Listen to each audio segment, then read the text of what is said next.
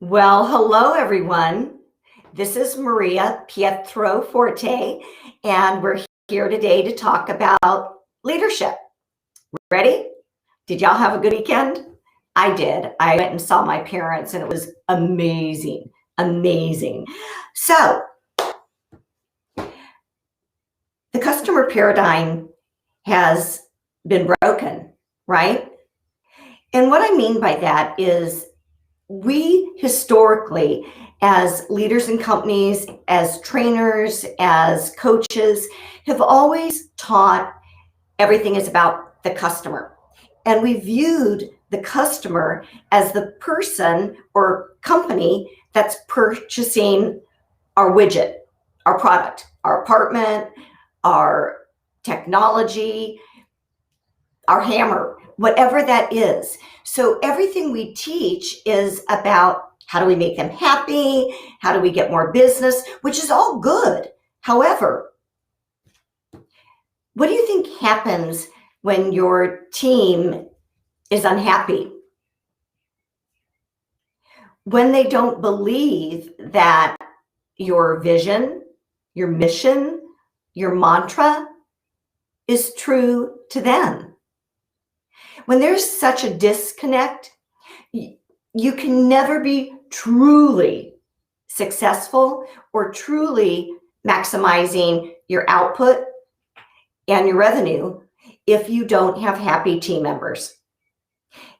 And it's time that we get over it's all about the end customer. It's really all about your employees, your team. That's it. If you get that piece right, I actually will guarantee that the rest of your business will prosper. So I think you've all probably said, but I don't know that your words and your walk match. But I hear more often than not people say our employees are our greatest asset. But then do you treat them like they're your greatest asset? Your employees are your greatest asset. It's true.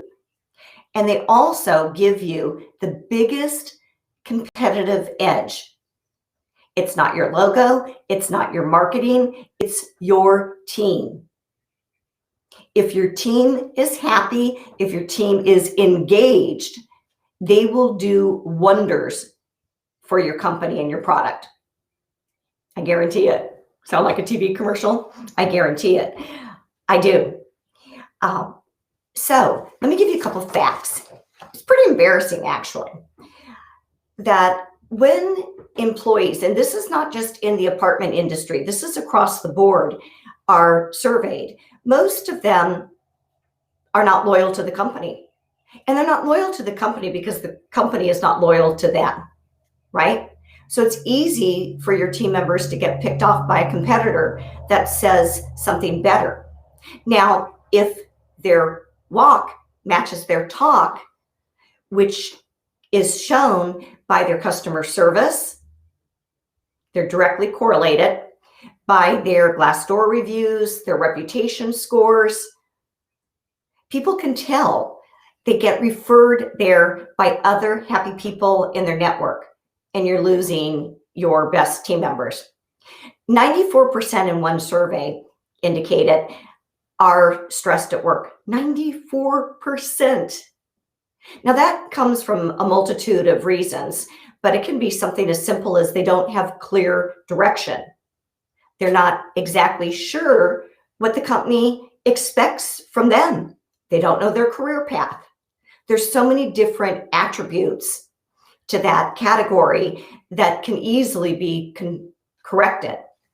If you have someone, whether it's like me or someone else helping you correct those scenarios, and you've got to be committed and dedicated to putting your team members first.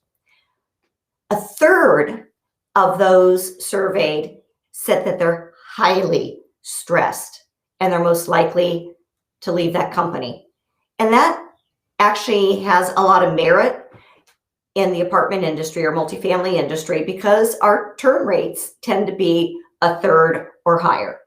So we're not doing a great job at truly taking care of our people. 55% say that their opinion doesn't matter. And what that means is that you're not listening, or you're not asking the questions. You're not including your team. You're not giving them a voice. And a voice is so important, especially nowadays. People need to be heard. It makes them feel good. You also might get a great idea for your company, but because you're not talking to them and asking questions and you're not really listening, you wouldn't know. One out of three employees leave for compensation. And I see that often. We tend to pay too low of hourly wages for people with skill, or we're like, well, everybody starts at 15. Well, really? I should not be paid $15 an hour if I'm a master plumber and you need my plumbing skills. I should be paid higher. Right? Then why don't you do it? Why aren't there phases, Tech 1, Tech 2, Tech 3? There's so many easy things you can do so that team members will stay with your company. Again, I think what's most important, is that you're being mindful and you're thinking more through the lens of your frontline workers. What is it like a day in their life? A day entering apartments with broken air conditioners and we can't keep up. A day in the office when people can't pay and they're having to hear the stories and all the commotion about that. Your team members deserve to be treated well. And again, not all companies have set up a really good foundation from the people part of the business. Now, the people part of the business is HR, it's training, it's benefits, and then it's how each of your leaders and managers treat each other and their direct reports. And we don't always do that well, gang. I can give you a lot more tips, help you set your company up for success, but it really does start with us as leaders. We have to make a commitment that our people matter. And I want to treat everyone as well as I would want to be treated myself. So, what are you going to do today? Let's get a list going. Contact me. And let's change things. Let's make our internal customer service matter. So today, go out. Oh, there's Rockstar. Go out today. Share the camera, baby. Go out today and do one positive thing that's going to make a difference for your team, for your community, for your universe. Go have a great day. Again, I'm Maria Pietroforte, your leadership consultant. Bye, everybody.